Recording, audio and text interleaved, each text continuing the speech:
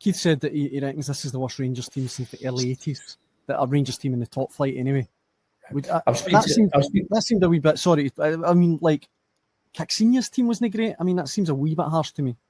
No, I think it's, I would just say, I mean, I was talking to a colleague this sort of very subject today.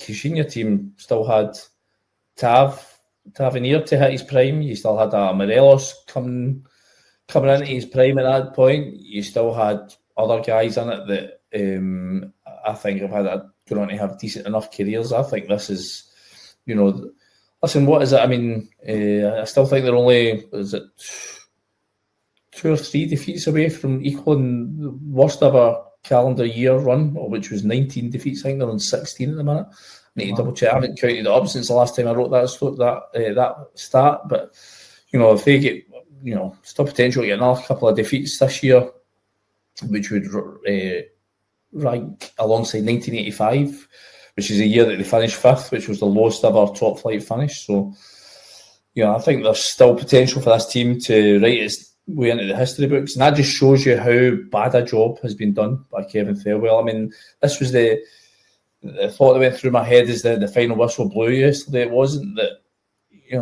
they've obviously get rid of Patrick Stewart and Kevin Thelwell, but the repercussions of that disastrous window in the summer, not just the guys who've come in, the guys they've allowed to leave without adequately replacing.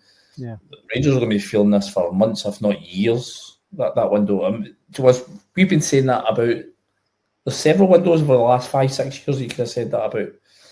That the repercussions of it will echo on, but this is definitely one. This is a window that will take a long time to unpick. And right now, it's Danny Rowe, who's the guy who's going to have to.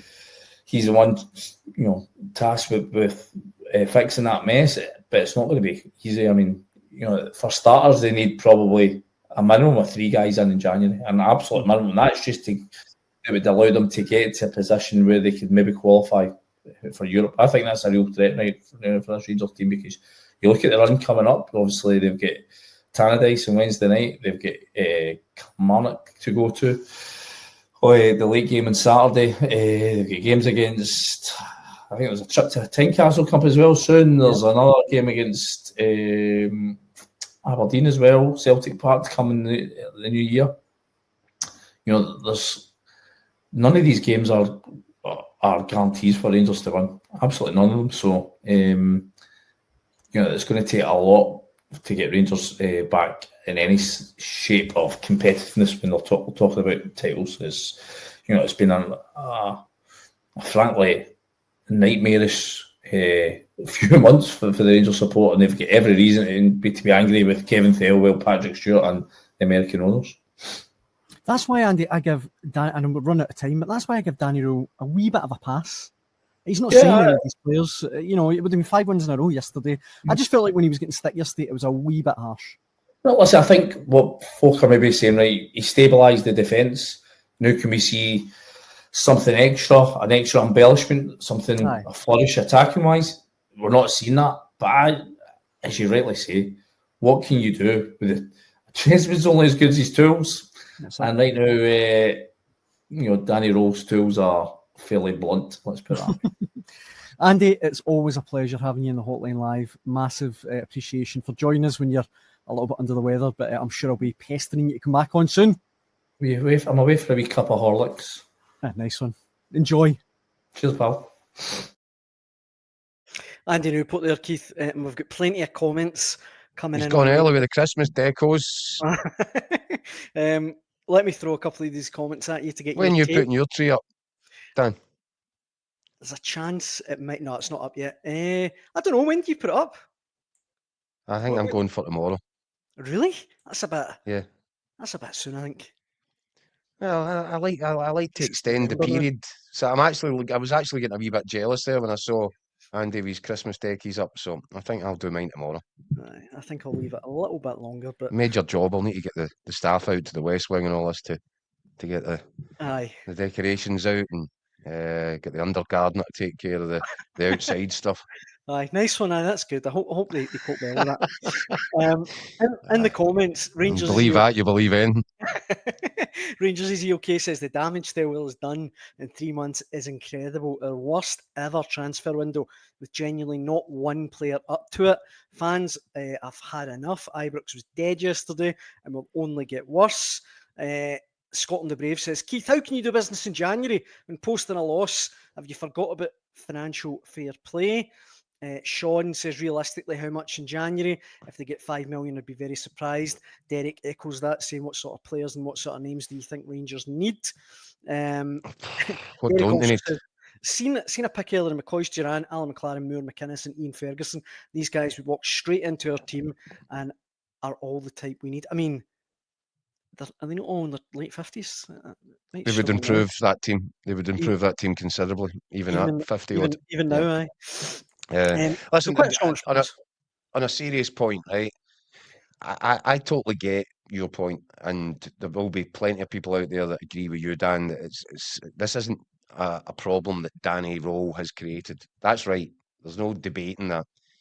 I think where there's an issue about his suitability for the position, I think if you rewind and you go back, I want to know if there's any Rangers fan out there that would put their hand in their heart and say that at any previous point in the club's history, they would have been satisfied if a guy whose only full managerial season that he's got in his CV constituted a 12th place finish in the second tier of the English League.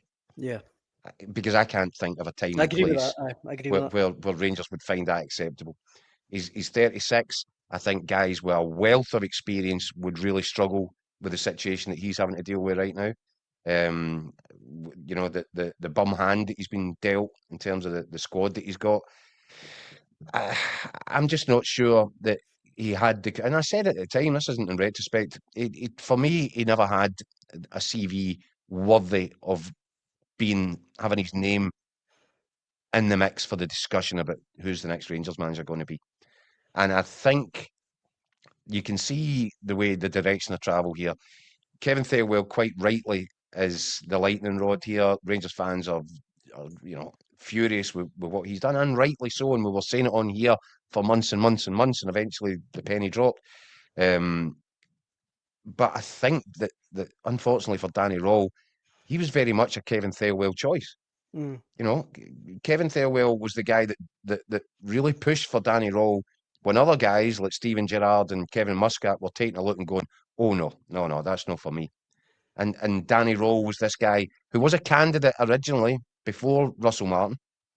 He was a name that Kevin Thelwell had promoted at that point, and he's the guy that Kevin Thelwell ultimately hung his hat on this time around. And I think if you're starting to unravel and unpick all the Kevin Thelwell decisions and you realise that the vast majority, if not all, have been catastrophically flawed, then I think Danny Rowe's got a potential perception problem there. And that's why I think he really needs to, I think it was good for him to get a few wins under his belt, stabilise things a little bit. Performance levels haven't improved. I think they've gone the other way, to be perfectly honest with you. But he's now looking at a stretch of 3 games in 10 days, away to Dundee United, away to Kilmarnock, away to Ferencváros. And I think that Danny Rowe might have a surprise waiting for him if he comes off on the wrong end of these results and these fixtures. And Andy's talking about, if they lose 3 more games before the end of the year, they might lose 3 more games. It's not inconceivable they'll lose 3 more games in the next week. And if that happens, then by the time they get back to Ibrox, and I think Hibs visit Ibrox on the 15th of December, that will not be a moment of goodwill to all men at that point. And Danny Rowe, I think at that point, if he suffers badly in these next 3 games, then I think there's a world of pain ahead for him and for Rangers. And I think that's the situation he's in already. He's only 9 games in. If, however, the flip side of that, of course, is go out there, go and get the results, go and build some momentum, and Ibrox will be a happy place again in time for Christmas.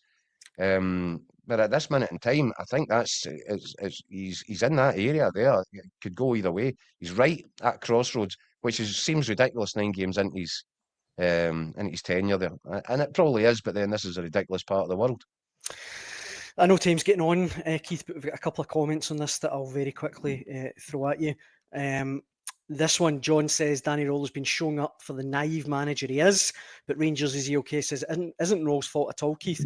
But this is where Rangers, and even to an extent, look at Celtic, who are point no idea about Nonce, but 7th with Columbus, both can't attract big names. Scott also says at the moment. Well, hold on. Let me counter that. Go for it. Steven Gerrard got on a plane and came to Britain to speak to the Americans. It was only on closer inspection of the structure, various other things that he clearly wasn't happy with, and it was similar with Kevin Muscat. And you know, I said at the time, so I'm not going to walk back from it now. I think the presence of Kevin Thelwell in that structure was a major concern, a major red flag.